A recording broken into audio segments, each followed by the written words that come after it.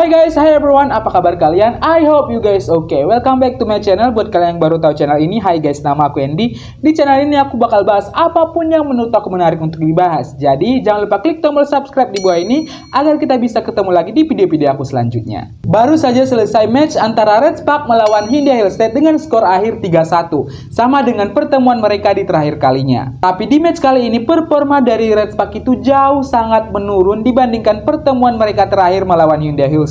Set ke-1 poin akhirnya adalah 25-18, set kedua 25-16, set ketiga 23-25, dan set keempat 25-19. Pertandingan yang membuat kita tentunya sangat kecewa dan tidak sesuai dengan harapan kita masing-masing. Kita berharap setiap matchnya walaupun berawal dari kekalahan, Red Spark bisa bangkit lagi dan memenangkan match selanjutnya. Tapi nyatanya Red Spark masih belum bisa menemukan momentum mereka untuk menang. Tapi kira-kira faktor apa aja sih yang membuat Red Spark belum bisa menemukan momentum mereka untuk menang? Mari sama-sama kita review dan kita analisis pertandingan antara Red Spark melawan Hyundai Hillstate.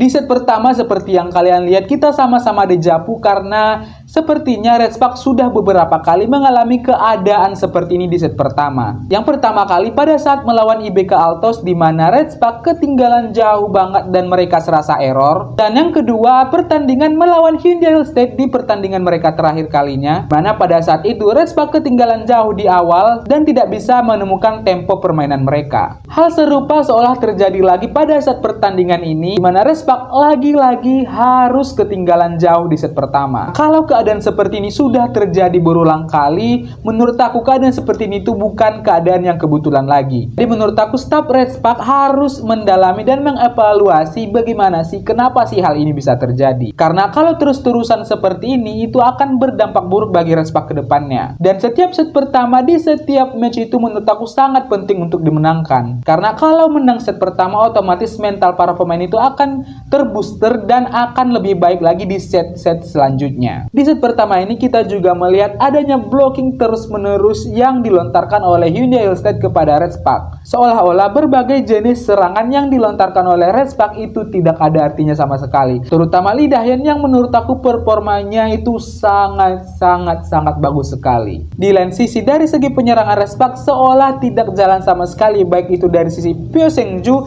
Bukilik maupun Mega. Kalau kita lihat middle blocker Hyundai itu sangat bagus sekali performanya, tapi lain dari middle blocker Jong Kanjang Red Spark. Dan kalau kita adakan perbandingan antara middle blocker di kedua tim ini, sangat jomplang sekali menurut aku perbandingannya. Di sisi Red Spark ada Jong Ho-yeon dan Park Eun-jin yang di set pertama ini saja itu sangat underperform. Kita jarang melihat adanya blocking, jangankan blocking, soft block aja itu kita jarang ngelihat gitu. Jadi terjadinya serangan langsung dari pihak Hyundai ke Red Spark. Nah otomatis pertahanan itu bakal sangat mudah ditembus kalau nggak ada soft block sama sekali. Dan dibandingkan dengan middle blocker Hyundai yang sangat jalan blockingannya, dan tidak hanya dari segi blockingan yang selalu mencetak poin, tapi dari segi soft blocknya itu juga berjalan dengan sangat lancar. Otomatis dari segi pertahanan Hyundai di belakang itu udah siap mengcover soft block yang dilakukan oleh middle blocker Hyundai. Momentum seperti ini yang jarang sekali kita lihat di Red Spark guys. Tapi ya guys, kalau kita amati dan kalau kita lihat dan kalau kita nilai,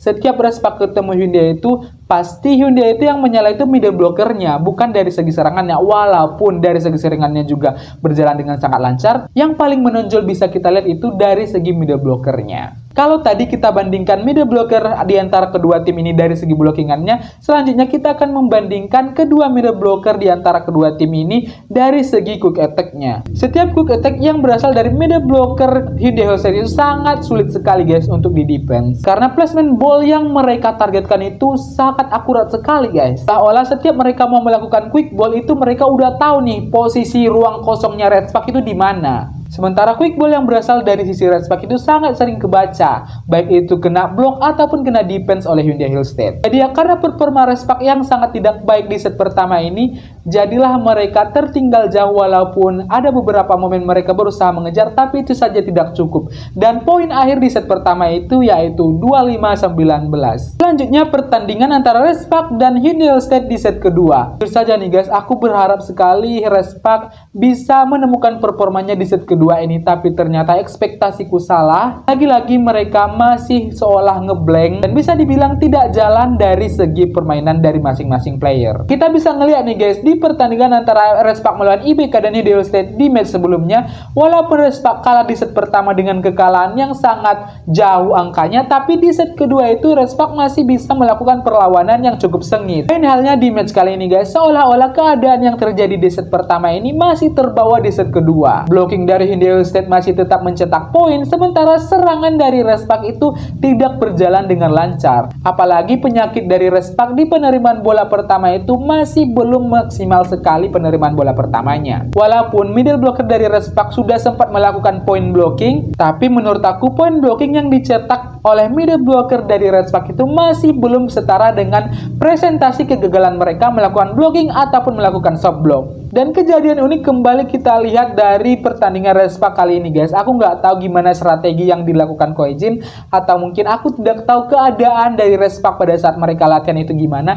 Tapi pada match kali ini tuh Ko Hye-jin lebih memilih Park Hae-min dijadikan sebagai libero dibandingkan dengan memainkan libero lapis kedua dari Respak, yang which is kita lihat di match sebelumnya melawan Pink Spider. Menurut aku libero lapis kedua dari Respak ini baik-baik aja kok performanya. Tapi ya siapa kita untuk ngatur guys. Ko Hye-jin itu lebih memilih Park Hae-min dijadikan sebagai libero pengganti dibandingkan dengan memainkan libero lapis keduanya Respak yang betul-betul memang role-nya itu udah jadi libero. Dan ya bisa kita lihat strategi yang berusaha dimunculkan oleh Ko Hye-jin itu tidak berjalan dengan lancar. Dan akhirnya di set kedua ini Respak kembali menelan kekalahan dengan skor akhir 25-16. Oke, selanjutnya kita bakal bahas set ketiga nih guys. Kalau kita ngelihat di set pertama dan set kedua Hyundai Hillstead seperti latihan, tapi lain halnya di set ketiga ini guys. Seolah-olah Respak sudah bisa menemukan momentum mereka dan kembali ke permainan mereka walaupun belum semaksimal itu, tapi Respak di set ketiga ini bisa melakukan perlawanan yang sengit terhadap Hyundai Hillstead. Set ketiga ini serangan-serangan yang dilakukan oleh Respak itu membaik, dan tidak hanya serangan nih guys, defense dari Respak di set ketiga ini juga sangat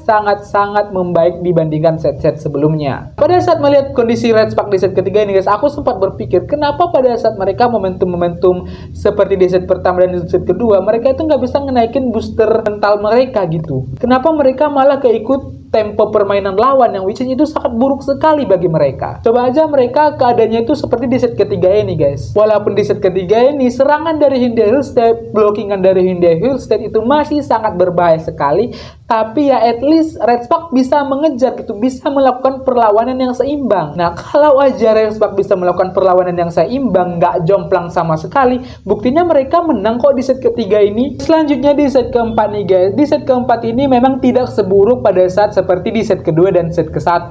Pada saat awal set keempat dimulai sampai pada saat ke pertengahan set, itu Respak masih bisa catch up, masih bisa melakukan perlawanan yang sangat sengit terhadap Hyundai Hillstead. Tapi seakan-akan momentum mereka yang melakukan perlawanan sengit terhadap Hyundai itu seolah hilang pada saat Pyo Seung-ju bisa diblok beberapa kali. Dan poin yang awalnya masih terpaut 1-2 poin, karena Pyo Seung-ju diblok beberapa kali, otomatis poin antara Respak dan Hyundai Hillstead pun menjauh. Dan para pemain dari Respak nggak bisa ngehandle keadaan dan kondisi ini, otomatis mereka akhirnya kalah dan match kali ini ditutup dengan skor 25-19. Nah, sebelum kita ngelihat skor akhir di antara kedua tim, aku bakal ngajak kalian berandai-andai dulu guys. Mari kita lihat dan kita utarakan pendapat kita dari pandangan kita sendiri. Nah, menurut pendapat pribadi aku nih guys, kenapa Respak setiap ketemu Hyundai Hillstead itu dari season lalu itu match-matchnya itu sangat sulit. Dan menurut aku faktor utama yang menyebabkan Respak sangat kewalahan melawan Hyundai Hillstead itu seperti yang kita bahas tadi, yaitu middle blocker dari Hyundai Hillstead. Middle blocker Hyundai Hillstead itu berbahaya sekali guys. Walaupun kalau kita lihat dari postur badan, middle blocker Respak itu masih bisa dibilang unggul dari segi postur badan guys.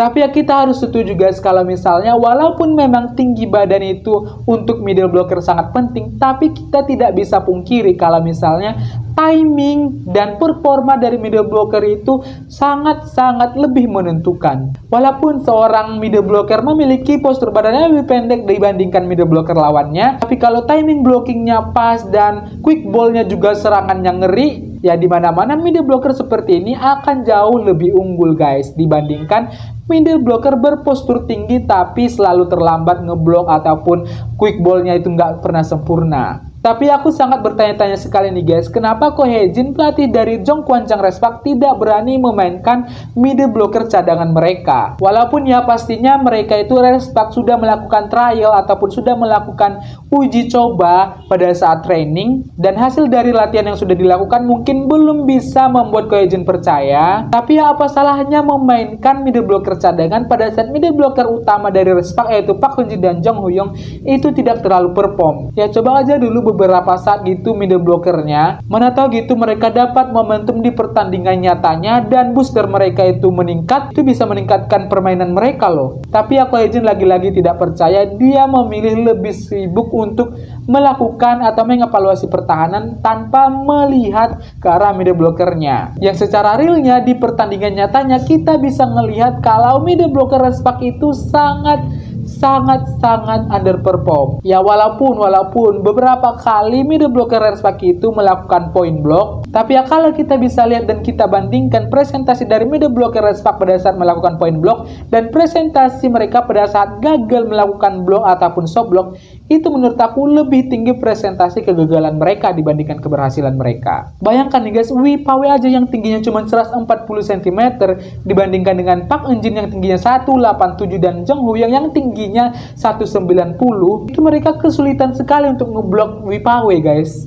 Nah, kalau ngeblok Wi Pawe aja mereka kesulitan, apalagi ngeblok Moma yang kekuatan serangannya itu jauh lebih besar. Menurut aku, kalau Respak masih mau menang di match selanjutnya, Ko Hye-jin ini harus berani mengganti middle blockernya pada saat mereka masih underperform. Kalau tidak, sangat besar kemungkinan Respak akan kalah setiap bertemu dengan middle blocker lawan yang jauh lebih unggul dibandingkan Respak. Itu dia tadi pendapat aku guys, kalian boleh setuju ataupun boleh nggak setuju, tapi ya kita sebagai penikmat voli dan penggemar Jongkwancang Respak boleh berpendapat dong. Dan tentunya kita berharap keadaan-keadaan seperti ini tidak terulang kembali dan semoga di match selanjutnya Respak bisa meningkat permainannya. Oke guys, selanjutnya kita bakal ngelihat perolehan skor akhir di antara kedua tim. Untuk skor keseluruhan di antara kedua tim, Respak berhasil mengumpulkan sebanyak 78 poin, sementara Hyundai Hillstead berhasil mengumpulkan sebanyak 98 poin. Dari segi keberhasilan serangan, Respak berhasil mengumpulkan sebanyak 31,1% keberhasilan serangan,